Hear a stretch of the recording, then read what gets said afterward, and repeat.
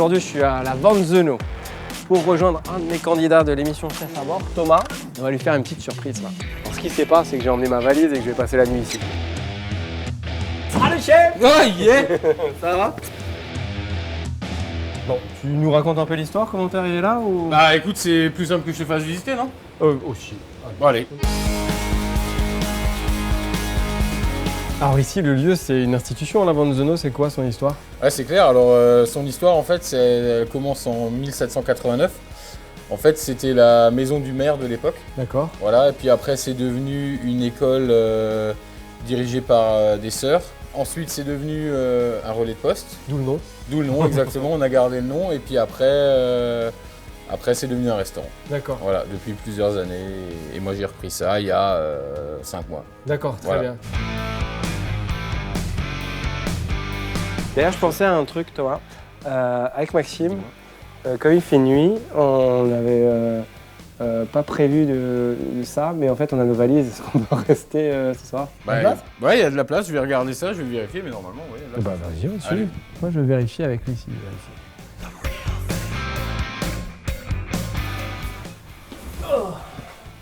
Bon, Nico, le temps que tu dors, moi, je vais préparer la recette, hein. Ouais, À toutes. ciao.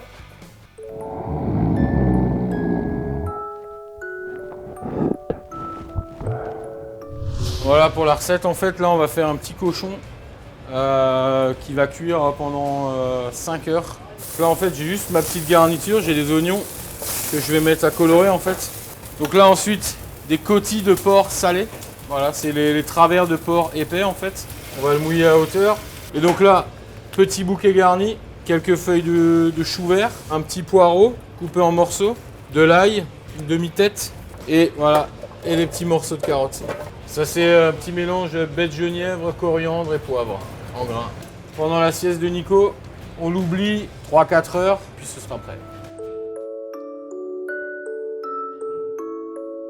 Donc, ce qu'on va faire, c'est que je vais faire une pâte à pain en fait. Donc j'ai ma préparation de farine, sel et levure, toute simple. J'y rajoute mon eau, je vais le faire tourner pour faire une petite pâte à pain. Et on va terminer la cuisson du cochon en croûte de pain. Pour la garniture, en fait, je vais juste faire une petite purée de butternut. J'ai mes petits dés de butternut que je vais juste un petit peu arroser d'huile d'olive, un petit peu de sel. On va mettre juste une petite goutte d'eau. Voilà, et je vais les cuire au four en fait. Comme ça, la purée, elle aura un petit goût un peu grillé comme ça. Ok, donc là, on a sorti notre cochon du bouillon, il a fini de cuire. Et là, ce qu'on va faire, on va tailler en fait un beau petit pavé. On va prendre un petit peu de truffe, on va mettre dessus comme ça. Je vais juste mettre un petit peu de jus à la truffe comme ça. Je vais prendre ma pâte à pain, je vais détailler un morceau, tu vois. En fait, j'aime bien les plats où il se passe une action. Et en fait, si tu veux, j'ai pensé en faisant ça, quand tu prends un bout de pain et que tu trempes au fond de la casserole, tu vois, Hopschlag, tu vois, voilà. Mais dans un plat, c'est-à-dire avoir la viande, ce juteux, dans le pain, en fait. L'avantage du pain, c'est comme c'est très humide quand ça cuit, ça va conserver le moelleux du cochon à l'intérieur. Donc là, on va juste le laisser pousser un petit peu et après, on va le mettre en cuisson.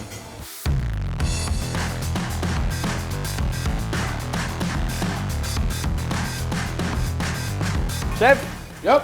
la mise-bouche vraiment exceptionnelle. Bon, là, il se passe quoi? Parce que j'ai vraiment La super suite, faim. hein, une petite entrée sympa là. Ah ouais. Je te prévois un petit foie gras poêlé. Ok. C'est quoi? Scordyceps, ça s'appelle. C'est des petites ficelles de champignons en fait. La fameuse purée de butternut cuite dans le four. Un petit peu de purée de figues. Là, on a notre escalope de foie gras de canard.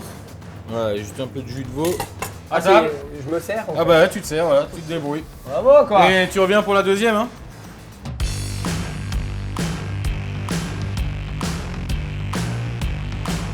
Et là, on mange quoi? Ben voilà, alors là on mange il y a le fameux cochon cuit dans la croûte de pain. Donc sur ce pilon noir, tu as 18 jours de macération en fait. Et après, il le glisse 9 mois minimum dans des fûts bourguignons neufs. Ah oui. Tu vas voir, pour moi, c'est vraiment un des plus beaux pinots noirs alsaciens.